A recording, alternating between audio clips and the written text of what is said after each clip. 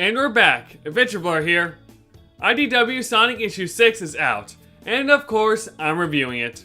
I'm going to start this review off spoiler free and bring some spoilers in later in the video. So, let's get started. Issue 6 continues the arc set up by issue 5 in all the right ways. Shadow and Rouge have some amazing interactions with all the cast, and it was just great. It kinda reminded me of the interactions before the team fights in Sonic Heroes, which I love.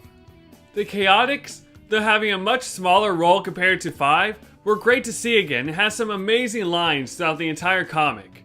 Eggman kept getting more and more crazy when it comes to reveals as well, and I love it. This comic kept me guessing about what Eggman and his motives are, and that's just a nice change of pace.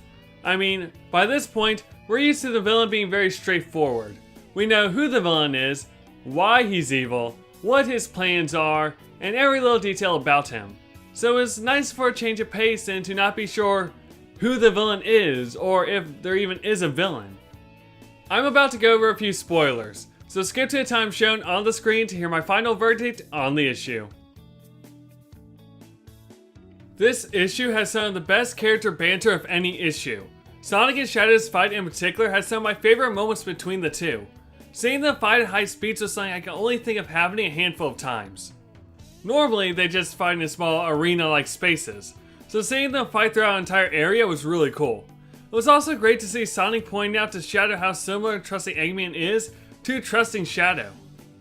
The line, "If he can't be forgiven, can you?" may be one of my favorite lines and moments from the entire comic run so far, and maybe even one of my favorite Sonic moments ever. With Shadow pretty much being a vigilante nowadays, we seem to forget that his first appearance was him being the main villain.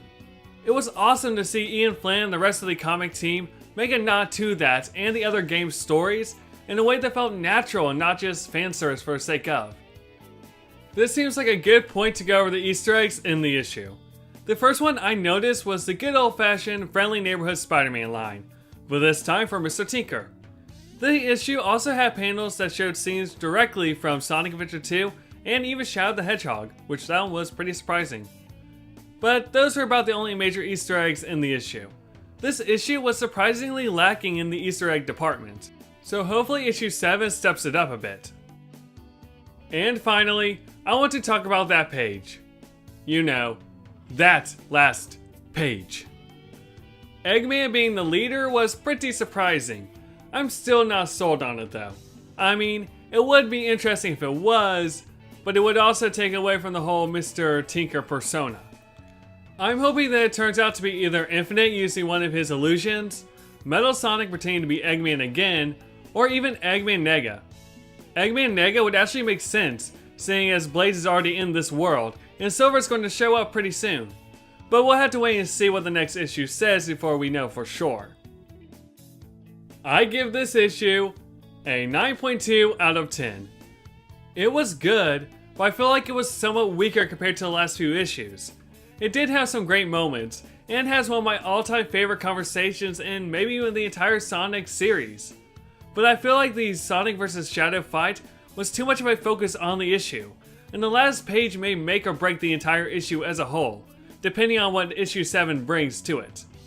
I think this issue's score could go higher later in the year when we're past 10 issues, but at this point, I think this is a solid score for it.